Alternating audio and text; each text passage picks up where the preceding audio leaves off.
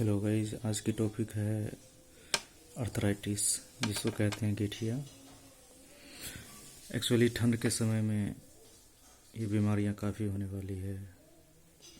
So what is arthritis? गठिया क्या है? अर्थराइटिस किसे कहते हैं?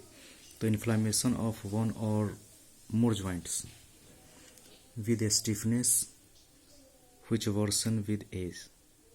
कहने का मतलब है कि जॉइंट में इन्फ्लामेशन होने लगती है, सूजन होने लगती है और उसमें स्टिफनेस आ जाती है, जिसको हिंदी में कहते हैं अकड़न। और उस कारण जो है हड्डियों में काफ़ी दर्द होती रहती है, जिससे में कि उम्र के साथ और ही ज़्यादा परेशानियाँ बढ़ती रहती है। और हम बात करते हैं अब सिम्पटम्स की, क्या क्या हो सकता है, उस बीमारी के क्या क्या लक्षण हैं। तो पेन है, स्टिफनेस है, स्वेलिंग है, रेडनेस है, डिक्रीज्ड रेंज ऑफ मोशन, मतलब कि दर्द होगी, अकड़न होगी, सूजन होगी और जॉइंट पे लाल पड़ जाएगा। और जो भी जहाँ तक भी हमारी जो लिमिट होती है हड्डियों की मूवमेंट की, वो सीमित हो जाएगी, डिक्रीज कर जाएगी। लैब टेस्ट और इन्वेस्टिगेशन में हम क्या क्या हमें मिलेगा? तो लैब टेस्ट में हम करेंगे क्या क्या? CBC, ESR। जबकि ESR CBC इसीलिए कि ताकि ब्लड में इन्फेक्शन ना हो, और ESR इसलिए कि हमें इन्फेक्शन के साथ साथ स्वेलिंग जॉइंट में है या नहीं, या लिगामेंट में, उसकी मतलब जानकारी मिलेगी। R फैक्टर, कहने का मतलब है कि RA फैक्टर जो होता है वो ऑटोइम्यून डिजीज है कि नहीं।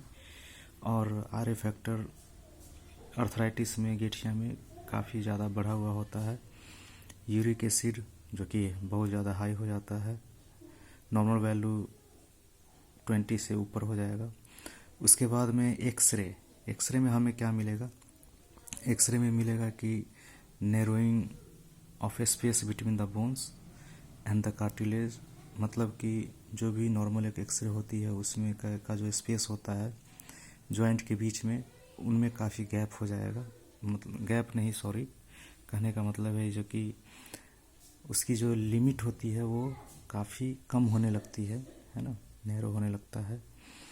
और तो इसका जो हम ट्रीटमेंट करते हैं, स्पेशली जो मैं ट्रीटमेंट करता हूँ, वो इंजेक्शन देता हूँ कोलेकैल्सिफेरॉल का, जो कि कुल्हे में लगती है, IM इंट्रामस्कुलर।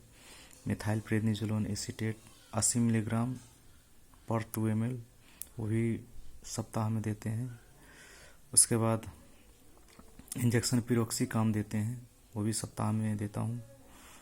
HCQS टैबलेट होती है, उसमें आपको भी 200 मिलीग्राम देते हैं। और HCQS मतलब कि वो स्टिफनेस को कम कर देता है ना। उसके बाद में इटोकॉक्सिब 120 मिलीग्राम देते हैं, 120 मिलीग्राम सुबह शाम दिया जाता है। ये रहा हाइड्रोक्सीक्लोरोक्विन टैबलेट 200 मिलीग्राम HCQS, इसको देंगे।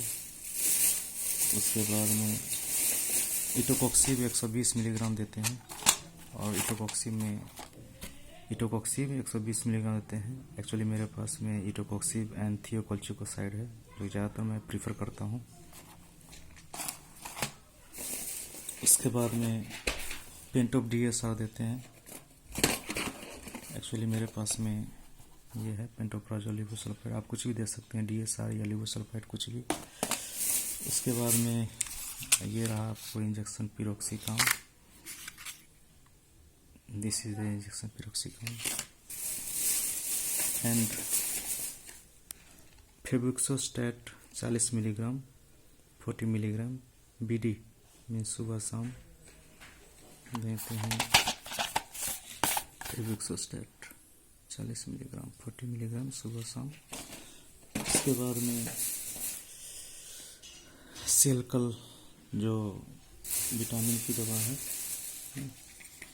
सेलकल देते हैं तो कहने का मतलब है इंजेक्शन में कोलेकैल्सिफेरॉल देते हैं, इंजेक्शन मिथाइल प्रेडनिजोलोन एसीटेट देते हैं, पिरोक्सिकाम देते हैं, उसके बाद में HCQS टैबलेट में देते हैं सुबह शाम, इटोकॉक्सिब थियोकोल्चिकोसाइड या इटोकॉक्सी 120 मिलीग्राम देते हैं, फेविकोस्टैट देते हैं सुबह शाम, सेलकल देते हैं सुबह शाम, सेलकल सुबह शाम। यही ओवरऑल ट्रीटमेंट है गठिया की, मीन्स अर्थराइटिस की। अगर कोई भी प्रॉब्लम हो, कुछ भी ऐसा हो तो मुझे कमेंट सेक्शन में लिखें, और कोई भी जानकारी लेनी हो तो वहाँ पर प्रश्न पूछें। धन्यवाद।